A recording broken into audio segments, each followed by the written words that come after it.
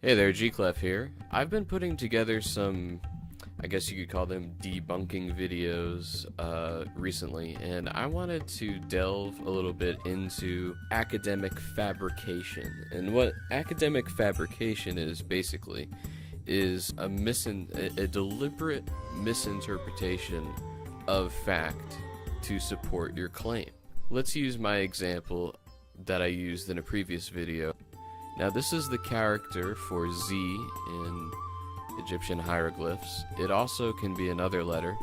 I can't remember which. I think it may be an S as well. But anyway, no matter. You can look that up on your own. This to me looked a lot like a stylus. Now let's forget that this is a language of any type. If I saw this on a rock, I could say, that looks a lot like a pen stylus, like someone would use with their Nintendo DS or their iPad or those bamboo things that you attach to your computer so you can draw stuff. So, since I found that and it looks like a stylus, that means that, heck, the Egyptians must have had Apple. Okay, so maybe in that example I wasn't really fabricating anything, but let's say that I wasn't all that innocent, that it wasn't an innocent mistake. Let's say that I wrote books and had tours that centered around what I claimed was the fact that ancient Egyptians had Nintendo DS or Apple iPads. Well, I would have to make the facts work for me, and I would also have to depend on the ignorance of my audience. So I have to pick a subject that they would be ignorant of. Here, I would never ever mention that this was a hieroglyph. I would just say, oh yeah, I found it out in Egypt somewhere, and leave it at that. I want to give you as little information as possible to prove to you my theory is correct.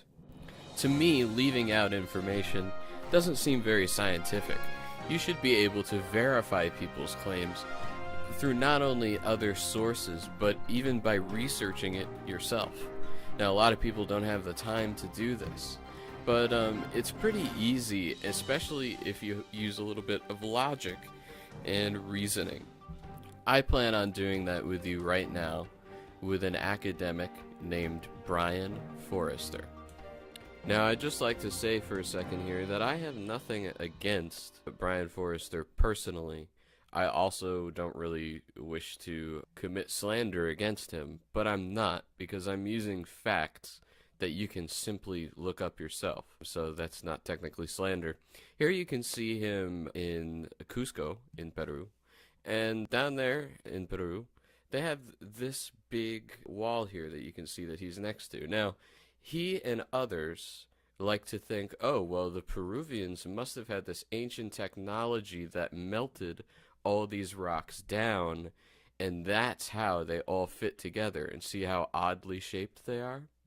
Now here is a close-up of that wall that really shows you it's man-made. I would like to point out the area here almost directly in the center of the image, but it's a little bit down low. You can see there are streaks there, and that's from where, gee, guess, somebody carved it. Now, it's been proven that these rocks were quarried and roughly shaped, and then they would take them out to the site and finish the job of shaping them, which is why they all fit together so nicely. And this can be achieved very simply with a chisel and a polishing stone.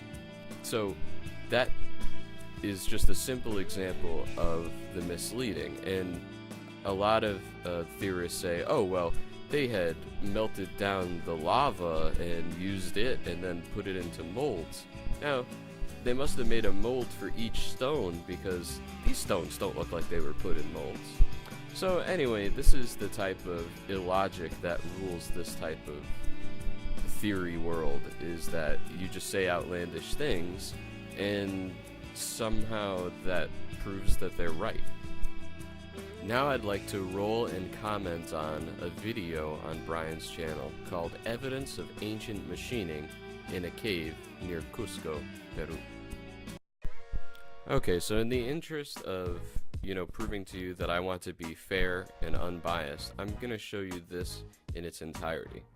So here, we're just going to see some books that Brian wrote, and, it's just a little introduction here. That's about it.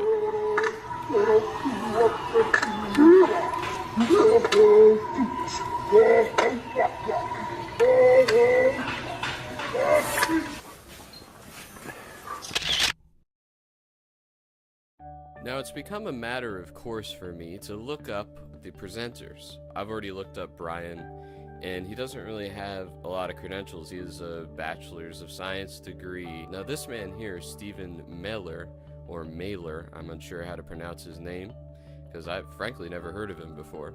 I'm going to read a little bit from GizaPyramid.com, and this is just his bio. It's just a few sentences, and to me, this legitimizes him. Stephen Mailer, or Mailer, was born and raised in New York City. His early education focused on the sciences, and he received a BA in physiology and anatomy with a minor in chemistry from Hunter College in New York in 1967. Then he joined the Air Force, etc., came back to California, and resumed academic work. He earned an MA in natural sciences from San Jose, specializing in human ecology. And then he discovered a love for prehistory, worked on an archaeological excavation in France in 1974, and then he also worked with the director of antiquities of southwestern France, and then finally he received an MA in social sciences, specializing in prehistory and ancient history in 1978. So to me, this legitimizes him a little bit more as a scholar. Now, to me, that's all well and good, but my question is, why would you bring somebody that specializes in Egyptology to a cave in Cusco? I don't get that.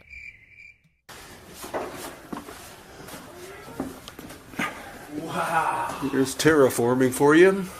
No doubt. Wow. Now, I've noticed that part of this pseudoscience or misleading academic fabrication is that they like to throw fancy words around. Now, you tell me, does terraform apply in this situation? Let's just think he's joking. Let's leave it there. What is going on in this place? Holy shit. And this is where the evidence of the machining is here.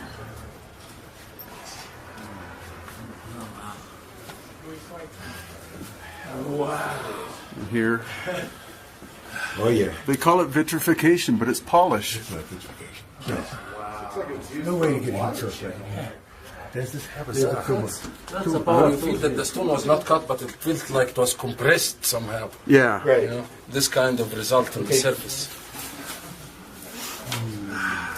Evidence of cataclysm, Brian. Thank you. Oh, you bet. And look at the curving here, see? Yeah, and the tool marks. Yeah, It's still smooth. Look. Feel how smooth Yusuf. yes. Even up in here, like all around up in here. Look at this. Do you have a name, Brian? No, it doesn't. Okay. Doesn't. It's called Brian's Cave. Brian's cave. Seriously, why not? Why not? Look at that, huh? Collegiate assist.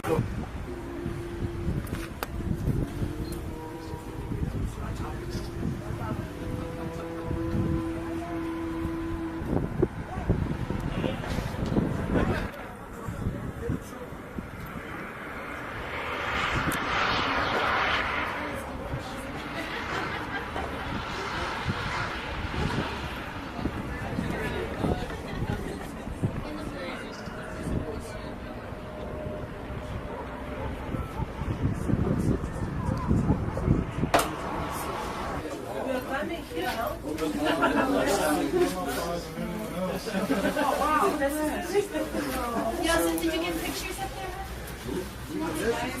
Melanie, you may have heard this already, but this split here Brian was describing is obvious cataclysm. They would have been together as some cataclysm. Yes. Look at that right corner. Yes, Right you can angle see. corner, right? Yeah. Right behind you, Philippe, is a right angle corner. Oh, Yusuf, this Look it up. is Look up. Yeah, yeah, yeah. There it is. oh wow. Nature doesn't do that. That was amazing, Brian. Yeah. Look, Brian.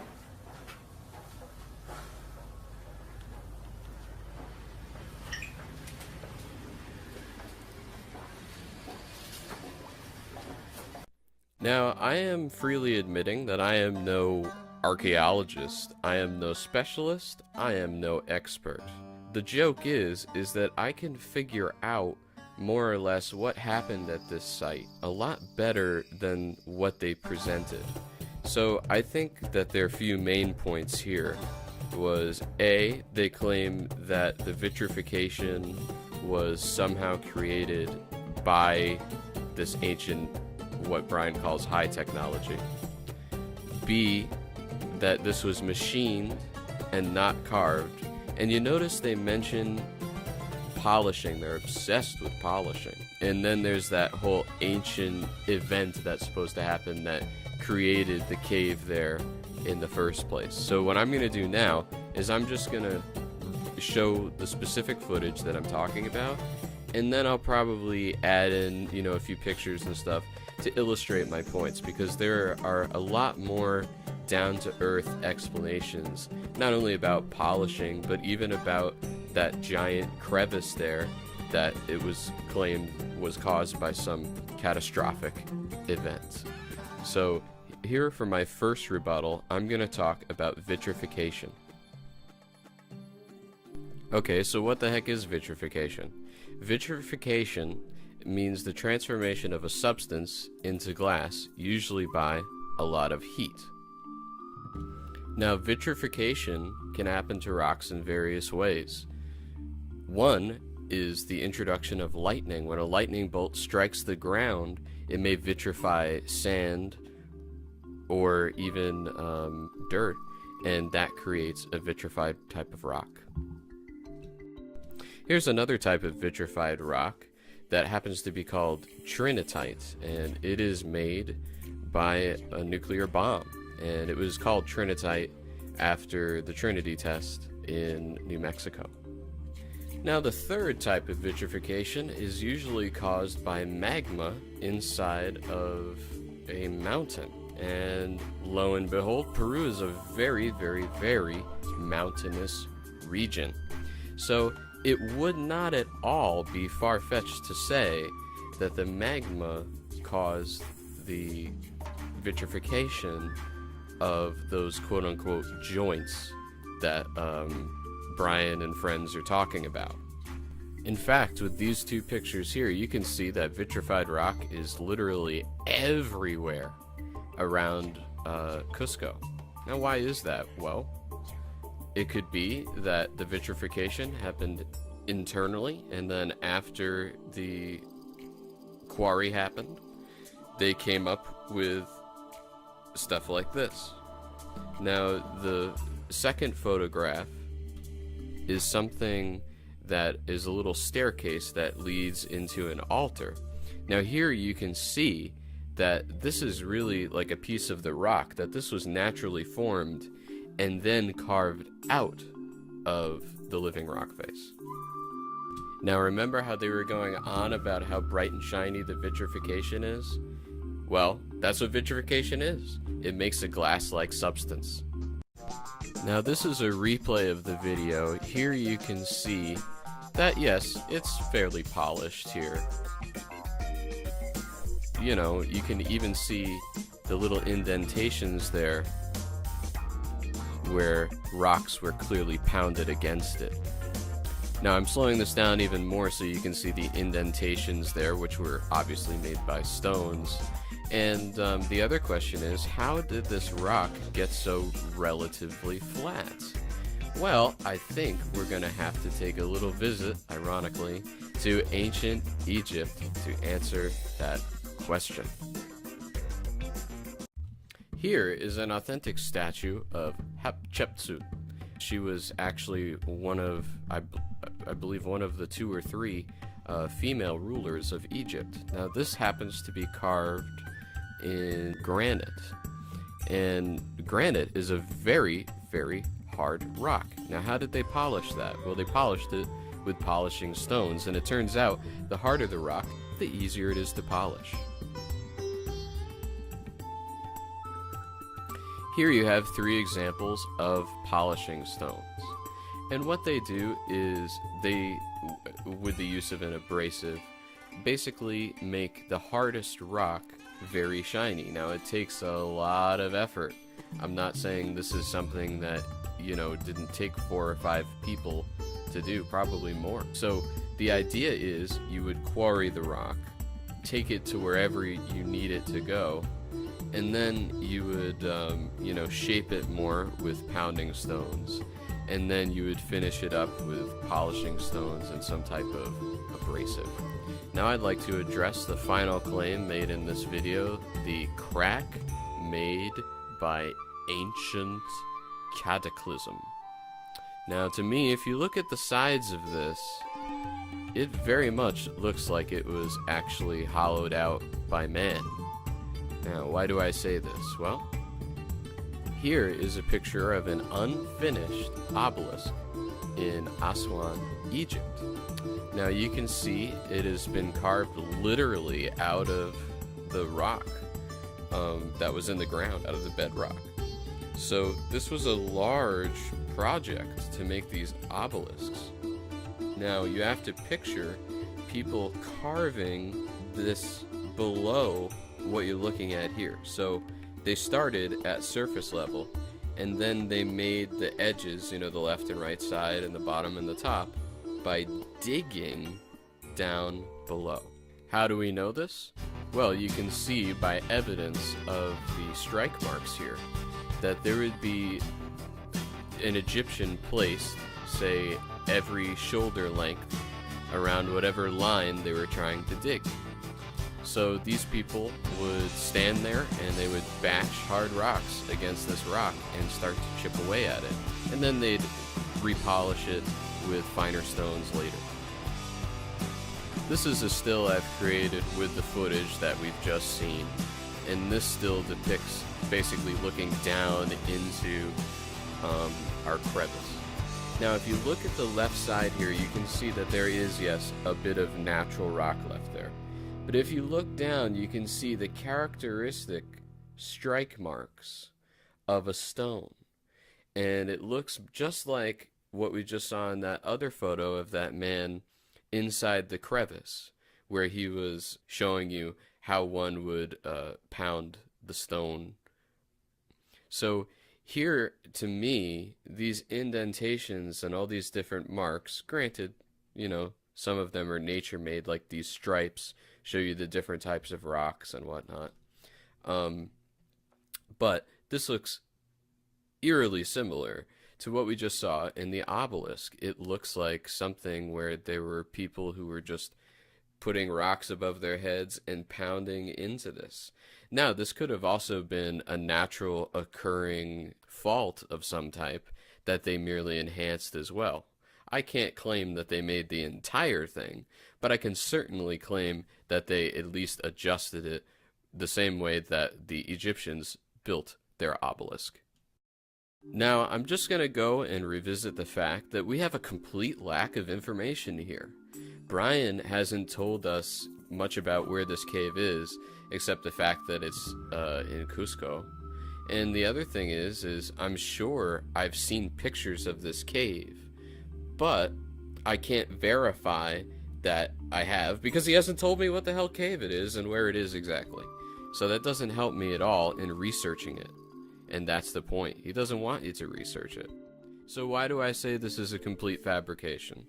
Well, he's not using any type of actual fact. It's all based on observations and an interpretation of those observations. Now, granted, that is what archaeology is basically, but those interpretations of your observations have to be backed up not only by fact, but also with things that we know that happened already in history. For example, we can say, well, the Egyptians were polishing stone ages before the Maya or the Inca had ever existed. So that doesn't mean that they would be unable to polish stones. Also, Peru being a mountainous region, it makes sense that magma vitrification would happen to the rocks anywhere around Peru. And it also makes sense to me that an ancient people would find those particular rocks magical because they're rare, you know, a lot like gold or diamonds to us today. It's a rare thing, so let's dig it up. So, that to me is a great example of how much he fabricates. Now, I'm sorry this was so long, but this is really the actual explanation about this cave. I hope you enjoyed.